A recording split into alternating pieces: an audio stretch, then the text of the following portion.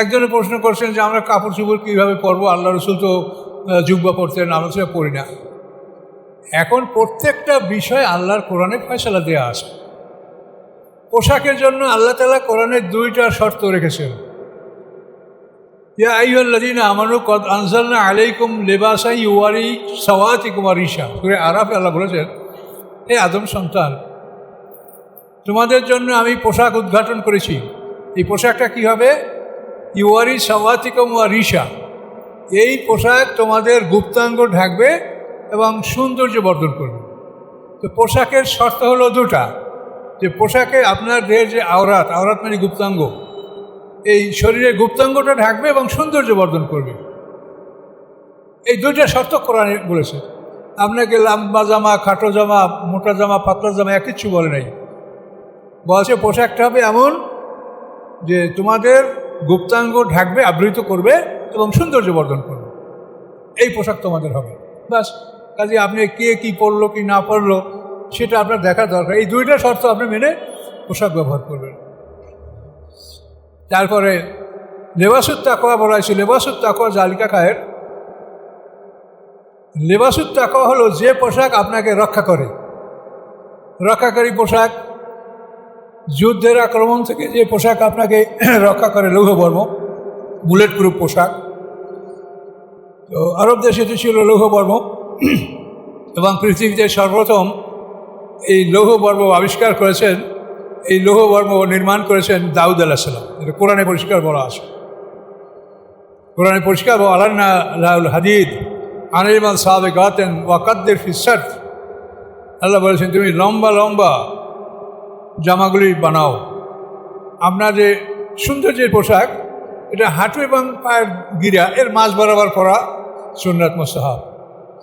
কিন্তু যেটা লেবাসুত তাকওয়া রক্ষাকারী পোশাক, এটা আপনি একেবারে পায়ের নিচ পর্যন্ত, এটা সাবেগাত কথা কোরআনে বলা আছে, যাতে আপনার পায়ের উপরেও তীর তলোয়ারের আঘাত না লাগতে পারে। এভাবে লম্বা লম্বা লৌহবর্ম আপনাকে পরিধান করতে বলা হয়েছে।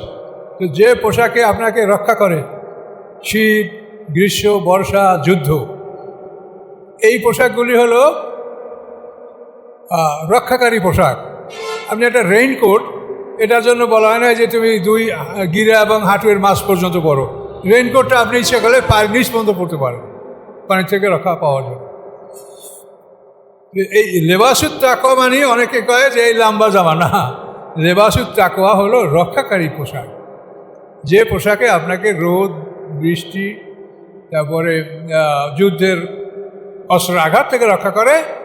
এইটাকে বলা হচ্ছে উত্তম পোশাক, লেবাসুত তাকওয়া। যেহেতু আল্লাহর কাছে সবচাইতে পছন্দনীয় আমল হলো জিহাদ ফি সাবিলিল্লাহ, এবং এই জিহাদে যে পোশাক ব্যবহার হয় এইটা আল্লাহর কাছে উত্তম পোশাক, প্রিয় পোশাক।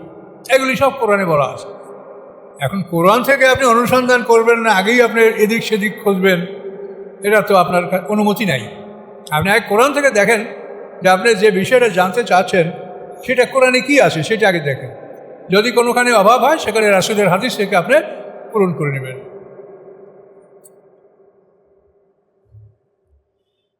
আল্লাহ বলেন,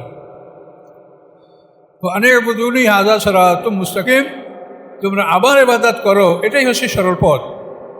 ওয়ালাকাদ আযাল্লা মিনকুম জিবিল্লান কাসীরা। আল্লাহ বলেন, নিশ্চয়ই এই শয়তান তোমাদের বহু সম্প্রদায়কে বিপদগামী করেছে।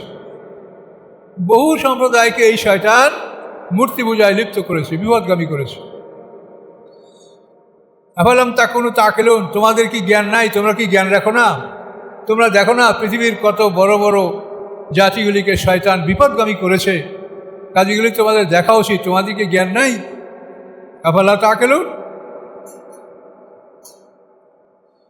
হাদিহি জাহান্নামুল্লাতী কুনতুম তুআদুন, এই হচ্ছে সেই জাহান্নাম যেই জাহান্নামের প্রতিশ্রুতি তোমাদেরকে দেওয়া হয়েছিল। এখন আমাদেরকে কোরআনের মাধ্যমে যে জাহান্নামের ওয়াদা, প্রতিশ্রুতি দেওয়া হয়েছে, এইটা জাহান্নামের সামনে আসামিদেরকে দাঁড় করিয়ে বলা হবে।